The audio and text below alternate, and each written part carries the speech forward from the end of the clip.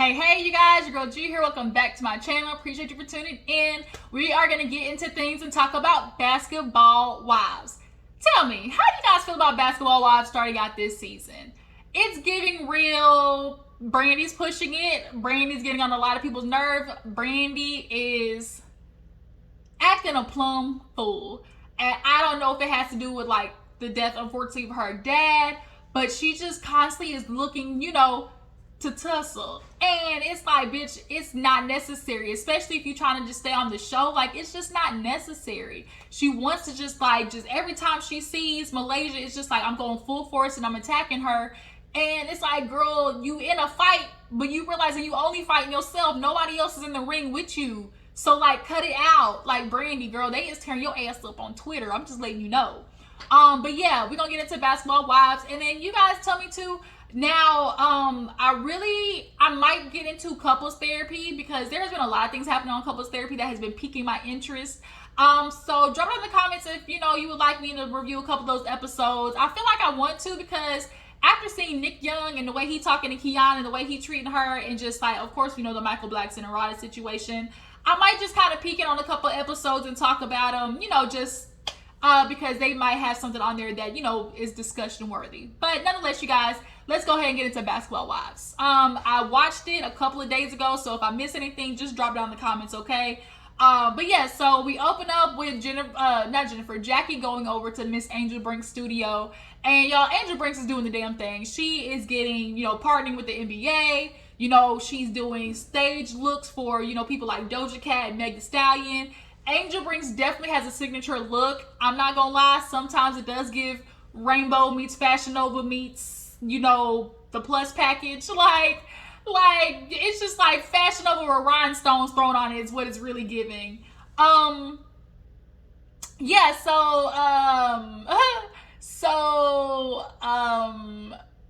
Jackie comes over and she's basically talking to Angel about the stuff. Oh, how are you doing pregnant? How's life going? Angel's like, bitch, I'm stressed. I got a lot of stuff going on. I had a flood this morning. Plus, the baby daddy I'm dealing with, he ain't no good. Angel, you really could have. Like, how did y'all even meet? Like, how did somebody meet? Like, Angel meet Rockstar and decide, ooh, that's the one I want to attach myself to. Ever since I saw Rockstar on Love and Hip Hop, like, he's one of those, like, Safari meets Ray J ass niggas. And it's like, ugh. Like, he is not by any means somebody you should be procreating with. He's narcissistic, loud for no reason. He's confrontational. Like, he needs therapy. Like, for real. And she's talking, it's just like, I'm getting over the arguing, and sometimes it's just way too much. Like, I don't want to deal with that. And literally, as she's speaking, here come Rock, knucklehead ass with some flowers. I guess that was his way of apologizing. And that's honestly, it's what it looked like their whole relationship is going to be. The relationship's going to be, oh, I fucked up, here's a gift. Oh, I fucked up, here's a gift. And Angel, of course, because she's like most women, stuck in this, oh, I want my child's father to be in his life or in their life. And it's like, the fact that women, like, the idea of not being with the man automatically means he's not going to be in the child's life, it's just very telling. Like, a man should be in the child's life regardless of being with the baby mother or not. And so out of this fear of like, oh, not having the dad in the life, women staying, just like, that's really just sad. Because kids don't want to see you tormenting yourself. I promise you we don't. So yeah, as she's saying that, Rock comes in, and here's where Jackie starts showing her age. Because when Rockstar sat down and gave, he gave Angel a hug, I didn't see no like, aw, or like that warmed my heart, or like chemistry that could explain why they're together. I didn't see it. It was like the weirdest side hug, if you ask me. But here goes Jackie with this bullshit that she keeps saying, oh, I can just see the love between you guys. I don't know how many times we've heard Jackie say that this episode, oh, the love between you guys. Like, I can just see it, I know there's love there. And, of course, Rockstar, man, she having my baby type stuff. I'm excited for whatever it is. Just basically saying a bunch of sweet nothings. But it's kind of getting annoying that Jackie is just, like, egging on these relationships that everybody can tell is trash, okay? Moving on. So Jennifer, her little baby dog Gia passed away. So Jackie, Jennifer, and Angel Brinks went to go do a little pet medium. Crazy white lady talking to the dogs. Cool. She basically said Gia's with her at every moment of the day, and she's with her mom as well. The mom came in through the reading and said that she was like, oh, do you have a ring? And she was like, no, I don't have one. And she's like, your mom keeps showing me a ring. And so to Jennifer, that means, wait a minute, do I have a nigga getting ready to pop a question around the corner? Are you trying to tell me something, mother? And it's very funny that, that's what happens. And we see later in the episode that Jennifer meets Jelani, and Jelani looks like a good old tall mocha frappuccino, bald headed with, with some money that Jennifer definitely would be interested in. But yeah, so that was like a little, yang scene. Moving on. So we have British. She went to go get her daughter. Brittish's mom. I guess the mom is really kind of the transporter. I think it is good that British avoids Lorenzo as much as possible, because he definitely is a little poker. He's definitely gonna chip out the window until he can get in or see in, and British is tired of that. Okay. She was like, he's just doing what he normally does. So the daughter comes in, and the mom's, asking about Lorenzo and her moving on. And she basically like, I feel good about this. This was the right decision. I put up with his shit long enough. Like, I'm ready for my life to move. And so Lorenzo calls and she like, okay, where you staying? Because he's coming in, I guess. And so she like, okay, where you staying? He's like, shit, whatever hotel you pay for. Who paying for a hotel? Who paying for a hotel? I thought you was the one with the basketball money, bro. Why you asking her to pay for a hotel? Basically, British has kept it real, punctual, matter of fact. We not doing this. Okay, you came got the kid. Okay, bye. See you next time. Like, I'm not gonna keep doing this with you, Lorenzo. Yeah, he definitely loves to be the jokester with her and poke at her a lot. You can definitely tell. So moving on from there, is that when they met? No, I don't think it was. Okay, so Jackie, British, Duffey, and I think it was Jennifer, actually. They all went out on a brunch or whatever. And so Duffey, she wants to play matchmaker. Duffey loves hooking up her single friends. Now that British has decided it's time for me to get out there, in order to get over one nigga, I gotta get under another. And Jennifer is ready. Shit, Jennifer, honestly, her life been set. After breaking up with her ex-husband, I think you get paid alimony until you get married again. So she just been sitting at home collecting motherfucking checks, okay? And I am not mad at it, okay? But yeah, Duffey's like, shoot, I might have been with a man for 9 years. I didn't know she was with him for 9 years, y'all. I did not know that. I did not know that she was with him for that long. I think she said 7 or 9 years. And bitch, you still ain't married? Ooh, looks like somebody got bamboozled. Or unless you don't want to get married, then so be it. But I don't think Duffey, I think they're engaged. So it's like, damn, was he able to get the milk without buying the cow? Starting to look like it. But yeah, so Duffey's like, oh, we're gonna do like a little mixer. Everybody's gonna bring their guy, and I have somebody for you. And British like, yeah, I'm definitely over with Lorenzo. I'm ready to move on. And so of course Jackie's with the bullshit once again. Oh, British, I just know you love Lorenzo. I know y'all are meant to be together. I've seen what y'all have gone through, what this man has done, flying across the world, and I to profess his love for you. And British is like, yeah, okay, and bitch, I'm ready to move on. And Jackie is so fucking hard-headed because she's always stuck in this idea of like, it's just love, I just want to cheer for love, And it's like, girl, what British is trying to tell you is, love don't live here anymore. Doom, doom, doom, doom, doom, doom. Just a memory. Love don't live here anymore. Doom, doom, doom, doom, doom, doom, doom, doom, doom, doom, doom, doom, doom, doom. Hey, love don't live here anymore. Look, Jackie, listen to British. She's telling you, bitch, I done ripped my heart out my chest and it's gone. Okay, I'm 10 man in this bitch at this point. Like, That's all it is. And Jackie don't listen, and she sit up at the end of the episode, which we're gonna get into. So Malaysia, speaking of another woman dealing with mess, Malaysia goes to get her kids. Malaysia, I'm confused about, y'all. Like, is she broke or is she not broke? And it's kind of giving off like I'm struggling boots a little bit. She has her kids and she's a little, kind of weary about the fact that, they're living in this 2-bed apartment and they're used to growing up in an 8,000 square foot house. So that apartment gonna get real small real fast. And she's basically telling her kids, like, look, we gonna thug it out, but mommy's gonna figure out a way. And I'm just kind of like, Malaysia, what happened? Because in the past seasons, wasn't Malaysia selling like bed sheets or some shit like that? So did you not put any more money towards, like, what happened with that? I think Malaysia had like 2 businesses like that she was doing in the midst of filming previously in Basketball Wives. So I'm just confused. But she is making sure every damn scene possible to let it be known, I'm doing this on my own. I'm not getting any assistance. Bitch, where's my direct deposit? I'm calling, they talking about check this account, but this account doesn't exist. Like, it's giving real. I'm trying to make sure the world know that I'm dealing with an ancient nigga who don't want to help take care of his kids. But I'm just a little confused because, like, why are you not putting him on child support? Like, there's no honor in struggling. Like, make these niggas pay. Like, make them help on kids that they went half on. Like, do not be shamed into not getting help. And it's looking like you struggling boots, Malaysia. And it's like, for what? Like, why? Put that nigga on child support and keep it moving, period.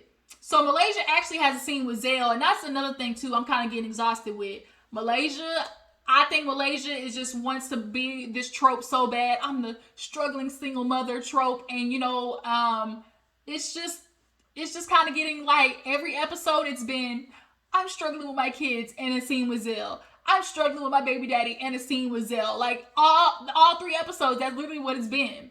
So nonetheless, she has her scene with Zale and she's basically talking to him about, the mess with Brandi and how it's just taking over. She ain't got time for it. She's dealing with trying to, move her life on. And she's, I guess, has an online boutique that she claims is, boom, and people is knocking on the door to get some Malaysia boutique wear. And I'm just like, oh, you another one. You another AliExpress hoe who wants to open up a boutique and just ship their shit in from China. Okay.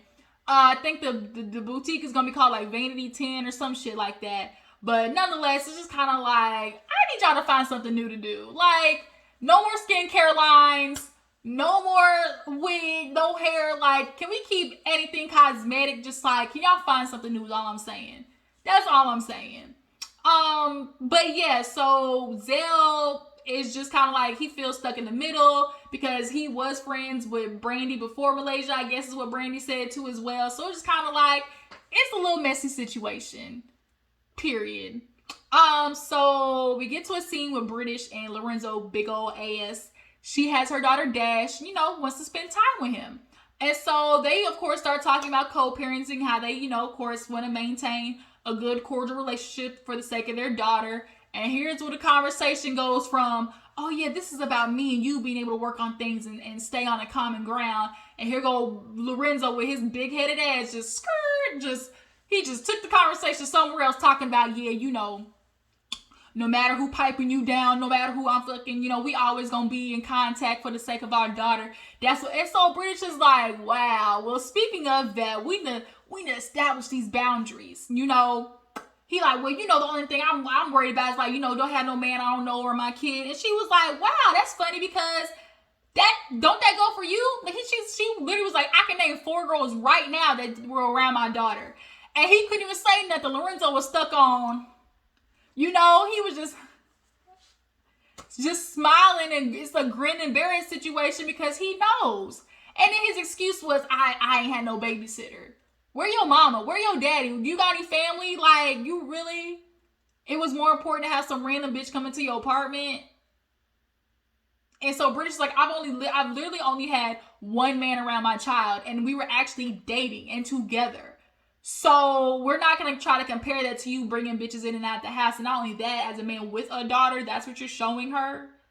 I just found it really astounding how men treat women in a way they would never want their daughter to be treated.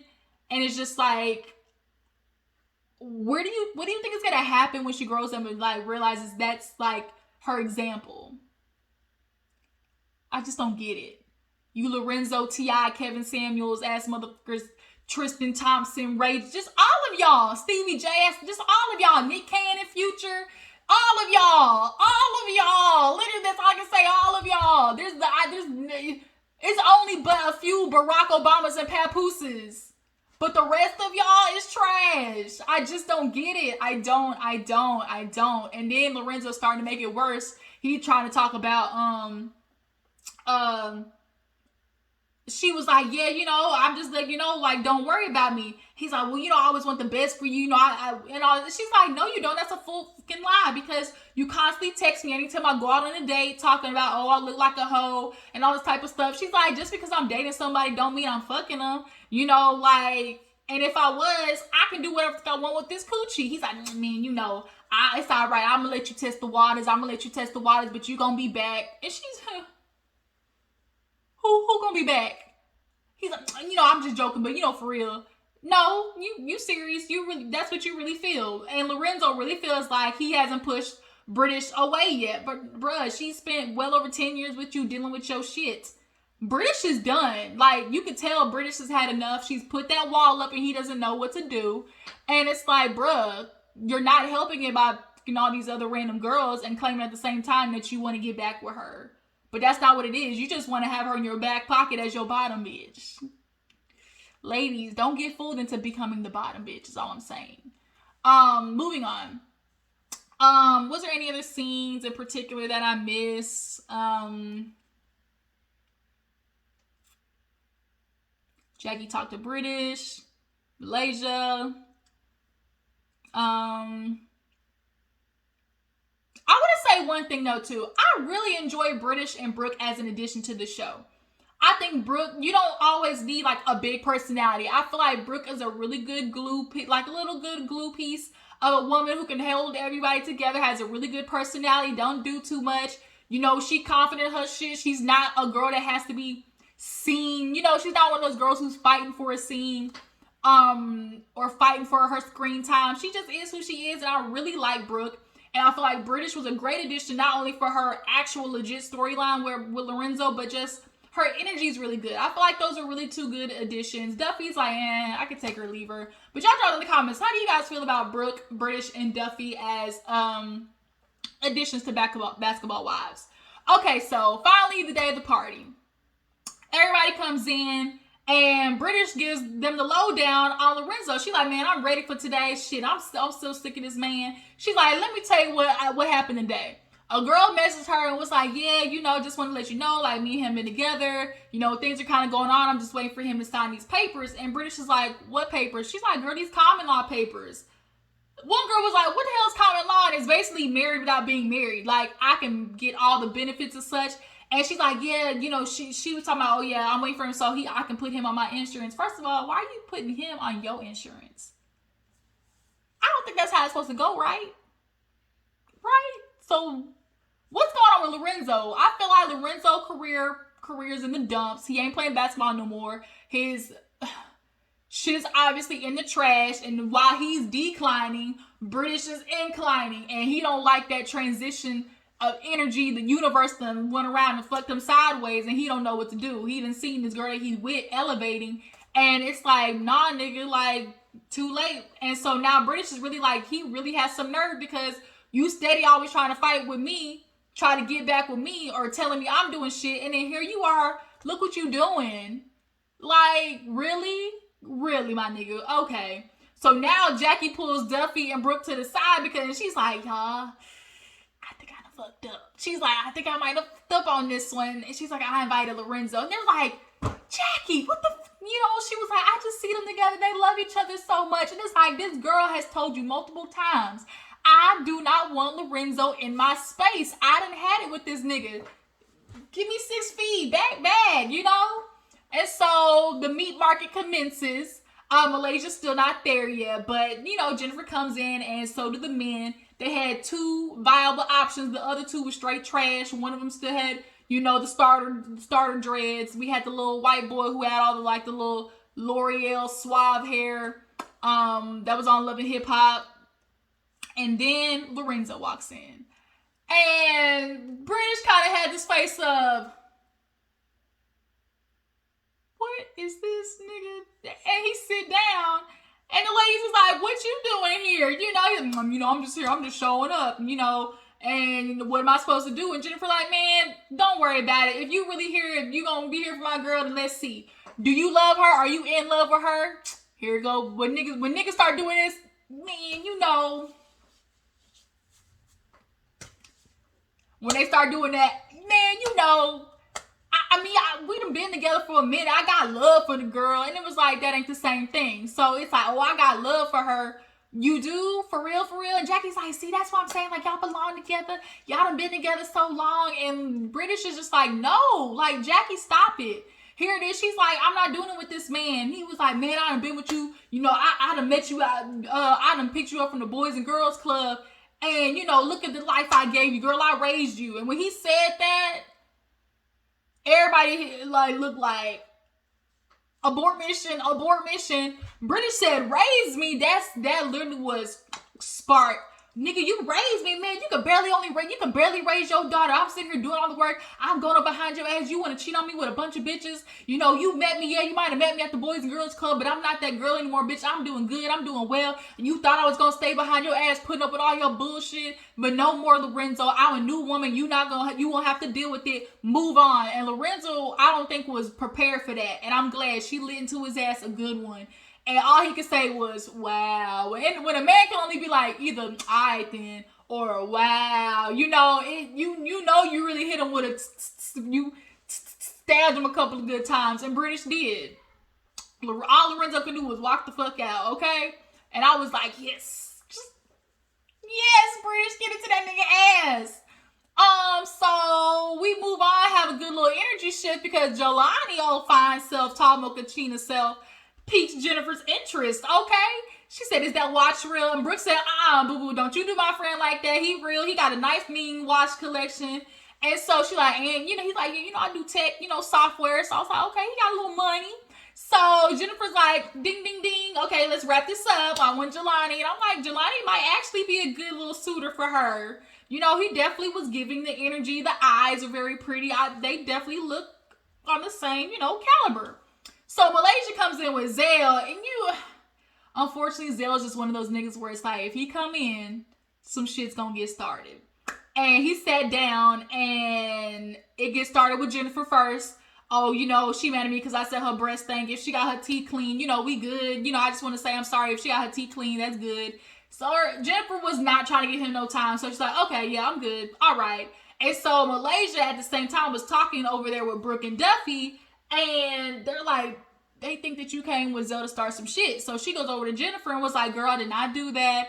Brandi was like, anybody who brings Zell know what they doing. And so she's like, I'm not talking to you. I'm not talking to you. And so now Brandi with the hands, y'all know when the hands get in the face, good night.